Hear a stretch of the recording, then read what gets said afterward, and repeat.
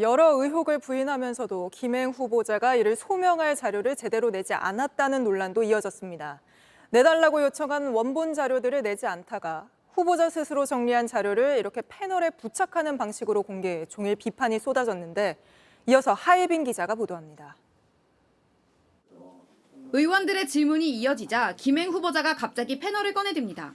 회사 경영 자료 및 이런 등등을 다 프린트를 해서 준비를 다 했어요. 아니 미리 제출하신 거냐고 묻고 있습니다. 아니 예. 그래서 이제 오늘 드리려고. 국회의원들이 다 요구했던 자료예요. 근데 맞습니다. 이거를 제출을 안 하고 계시다가 오늘 들고 와서 피켓으로 보여주겠다고 하신 거예요, 지금. 네. 이 얼마나 국회를 무시하는 행태이십니까? 제가 앞서 야당 의원들이 계속해서 김 후보자 딸과 배우자 재산과 회사 경영, 회계 관련 원본 서류를 제출하라고 요구한 뒤였습니다. 그동안 김 후보자는 개인정보를 이유로 가족들의 재산 관련 서류는 일절 공개하지 않았습니다. 야당 의원들은 김 후보자가 스스로 정리한 자료가 아닌 원본 자료를 제출하라고 요구했습니다. 여당 의원들은 김 후보자를 두둔했습니다. 그 내용이 자료 요구인지 인신공격인지 질의인지 알 수 없는 그런 내용들을 말씀을 하셨어요.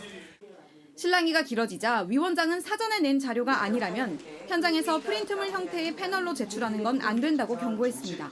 제가 제출할 예. 수 있는 것도 있고 없는 것도 있더라고요. 아니 하나도 오지 않았다고요. 네, 그러면서 제가 제출할 수 있는 것은 제출하도록 하겠습니다. 그런데 아니 빨리 하시죠. 네.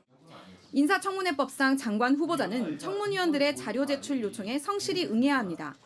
하지만 김 후보자 측이 자료 제출에 소극적인 태도를 보이면서 관련 공방만 길어졌고 막상 후보자와 관련된 여러 의혹에 대한 해명은 제대로 이뤄지지 않았습니다.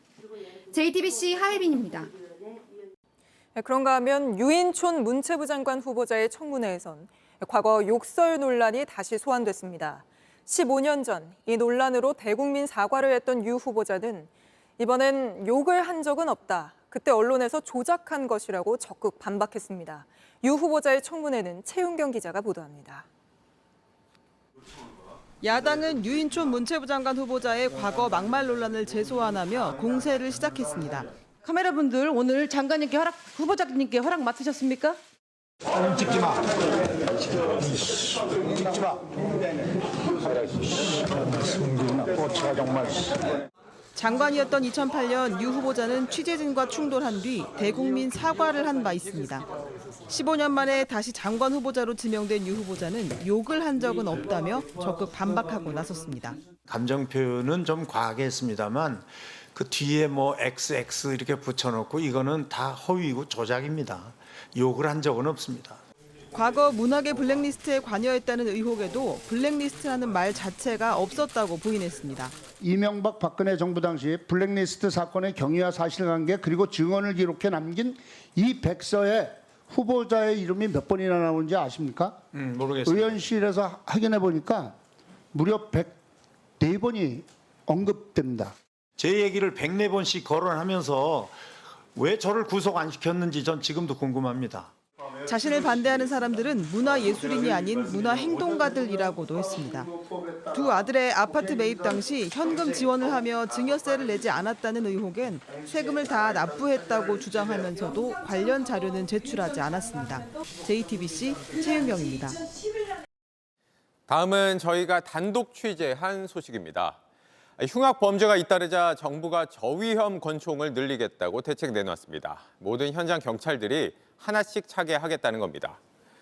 저위험 권총은 기존 권총에 비해 위력이 10분의 1 수준이고 플라스틱 탄환을 써서 살상력도 떨어집니다. 흉악범 제압할 때 더 과감하게 사용하면서 강력 대응하겠다는 취지입니다. 경찰은 이미 지난해 저위험 권총 사겠다며 예산 13억 5천만 원을 받아냈습니다. 그런데 JTBC 취재 결과 경찰은 이 돈으로 정작 저위험 권총은 하나도 못 사고 기존에 쓰던 살상용 권총만 더 사기로 했습니다. 저위험 권총이 아직 안전성 검사가 끝나지 않아서 현장에서 쓸 수 없는 상황이기 때문입니다. 그런데도 저위험총 예산 필요하다며 올해 86억 원을 또 요청했습니다. 박지영 기자가 취재했습니다. 경찰이 쓰는 389경 권총입니다. 인체 조직과 비슷한 젤라틴 블럭에 쏘면 끝까지 들어갑니다. 위력은 확실하지만 살상력이 너무 커 현장에서 쓰기 어렵습니다. 경찰이 새로 도입하겠다는 저위험 권총을 쏴봤습니다. 38 구경의 10분의 1 정도인 5cm만 뚫고 들어갑니다. 경찰은 지난해 이 권총을 쓰면 현장 활용도가 높아질 거라면서 예산 13억 5천만 원을 받아갔습니다. 그런데 한정도 못 쐈습니다. 올해 실시한 성능 테스트 15개 항목 가운데 4개가 미달로 나왔기 때문입니다. 특히 권총을 1.5m 높이에서 떨어뜨렸을 때 총탄에 공이 자국이 남는 문제가 발견됐습니다. 방아쇠를 당기지 않았는데도 충격을 받아 공이가 총탄을 때렸다는 겁니다. 떨어뜨려서 실제 주변에 있던 분들이 피해를 볼 수 있는 수준인 것 같아요. 개선을 해야 되고요. 어떤 기준을 넘으면 실제로 쓸 수 있는지 정하는 시험 규격도 이제 만들고 있습니다. 돈이 있어도 살 수가 없는 상황입니다. 경찰은 대신 38 구경 권총 1,400여 정을 사겠다고 했습니다. 저위험 권총을 구입하겠다는 예산으로 과거에 구입했던殺傷力이 높은 38 구경 권총을 다시 또 구입한다고 하고 있거든요. 이것은 당초 예산 편성 지침에 심히 위배된다 이렇게 생각을 합니다. 경찰 관계자는 현장 인력에 비해 총기가 많이 부족하다면서 엉뚱한 곳에 예산을 쓰는 건 아니라고 해명했습니다. 경찰은 내년엔 반드시 저위험 권총을 사겠다면서 예산 86억 원을 요청했습니다. 하지만 실제 도입까지는 안전성 테스트뿐 아니라 시범 운영 등 적지 않은 절차가 남아 있습니다. JTBC 박지영입니다. 훔친 차를 몰고 다니다 사고까지 낸 중학생들이 경찰 조사를 받고 풀려나자마자 또다시 남의 차를 털다 붙잡혔습니다. 이들 가운데 한 명은 13살 촉법 소년이라 형사처벌을 받지 않습니다. 이은진 기자가 보도합니다.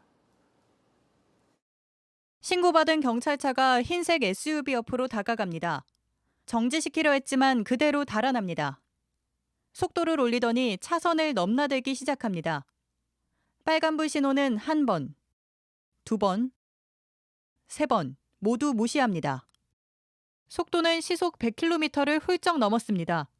인도를 넘는 SUV, 연락받은 다른 경찰차가 따라붙어 함께 쫓습니다. 막다른 곳으로 몰아넣지만 앞에서 막는 경찰차를 그대로 지나쳐 달립니다. 3km 넘게 이어진 추격전. 속도를 못 이긴 SUV가 철조망을 들이받은 뒤에야 멈췄습니다. 그런데 운전자와 동승자를 잡고 보니 둘 다 10대 중학생이었습니다. 사이드미러가 이렇게 펴져 있는 게 있거든요. 그런 경우는 차 문이 열려 있거든요. 그런 것만 이제 주로 타겟을 잡아가지고. 제주 한 아파트 주차장에서 문 열린 차를 몰고 나왔고 8시간 넘게 돌아다녔습니다. 경찰은 조사를 마친 뒤 부모에게 인계했습니다. 그런데 이 아이들 다음 날 밤 다시 만나 또 차량을 털었습니다. 지나가신 극장분한테 적발된 거라고 했는데 일반적으로 애들은 호기심이라든지 부모님 필요해서 그러죠. 간 큰 운전자는 13살 촉법 소년, 형사처벌을 받지 않습니다. 옆자리 탄 14살 소년은 특수절도 미수로 입건됐습니다. JTBC 이은진입니다. 사람이 좀 모이는 곳이다 싶으면 꼭 보이는 게 있습니다. 바로 일회용 컵입니다. 한 사람이 버리기 시작하면 너도 나도 따라 버려 높게 쌓이고 또 거리에 나뒹굴기까지 하는데요. 일회용 컵으로 뒤덮인 거리를 밀착 카메라 이희령 기자가 보여드립니다.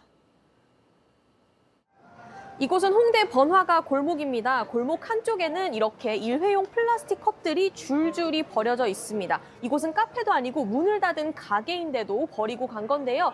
다른 골목들 상황은 어떨지 직접 살펴보겠습니다. 거리 한복판입니다. 일회용 컵이 나뒹굽니다. 골목 구석구석 없는 곳이 없습니다. 어떻게 올려놨지 할 정도로 높은 곳에도 있습니다. Yesterday I've seen that here in different places. I have seen this and it's a problem. 인파가 많은 홍대거리 한쪽에는 인적이 드문 공간이 나옵니다. 한번 내려가 보면 이렇게 일회용 플라스틱 컵들이 그대로 버려져 있고요. 페트병 음료들도 놓여 있습니다. 사람의 시선을 피해서 여기에 버리고 간 겁니다. 컵 안에 담배꽁초까지 들었습니다. 방금 이렇게 컵 같은 거 두신 것 같아서 이미 있길래 원래 그게 맞잖아요. 쓰레기통에 버리시는 게. 홍대 쓰레기통이 많이 없기도 하고 뭐라도 가지고 가야 되는 거 아니냐라고 하셨을 때 선생님께서는 또 이게 설명해 주실 말씀이 있으실까요? 정론이라고 할 말은 없죠. 쓰레기통 위에도 음료가 담긴 일회용 컵이 있습니다. 1시간 뒤에 다시 가보니 그새 훨씬 많아졌습니다. 사람들이 먹다 남은 음료를 이 안에 버리지 않고 이 위에 쌓아두고 가버리는 경우가 많아서요. 우리가 평평한 쓰레기통이 아니라 둥근 쓰레기통으로 새로 만들었습니다. 먹다가 남은 걸 놓고 가는 거니까 자기도 이제 지저분한 그일 버리기 싫다는 소리지. 또 우리가 안 볼 때만 놓고 가. 또 다른 쓰레기통은 일회용 컵 진열대가 돼버렸습니다. 평소 고철을 모으는 한 시민은 보다 못해 매일 컵을 정리합니다. 지저분하잖아. 이하님 때 니면 되는데 아니요. 그냥 여기다 놓고 그냥 간다니까. 최근 어느 가게 앞엔 갑자기 쓰레기 더미가 생겼습니다. 오자마자 놀랬죠. 되게 놀래가지고 이걸 어떻게 치워야 하나. 뭐 레몬 이런 거 썩어 있더라고요. 경고문을 붙여두고 매일 수시로 치워도 소용없습니다. 도미노 현상이라고 해야 되나? 한 사람이 여기다 쓰레기를 버리면 아 여기다 버려도 되겠거니 그거를 이제 하나씩 이제 또 분리수거를 해야 되니까 보충이 좀 있죠. 쓰레기는 쓰레기통에라는 아주 기본적인 원칙이 지켜지지 않는 겁니다. 쓰레기통 숫자를 늘릴 필요도 있습니다. So we have a lot more. Like we have one like every, I don't know, 50 to 100 meters. We walk through the street and try to find a trash can a lot here. 하나둘 버려지기 시작한 일회용 컵은 다른 쓰레기와 함께 금세 이곳을 뒤덮습니다. 버리는 쓰레기통도 일회용 컵 진열장도 아닙니다. 밀착 카메라 이희령입니다. 안녕하세요. 뉴스룸 앵커 한민용입니다. 오늘도 JTBC 뉴스룸을 시청해주신 여러분 고맙습니다. 오늘 저녁에도 뉴스의 현장에서 찾아뵙겠습니다.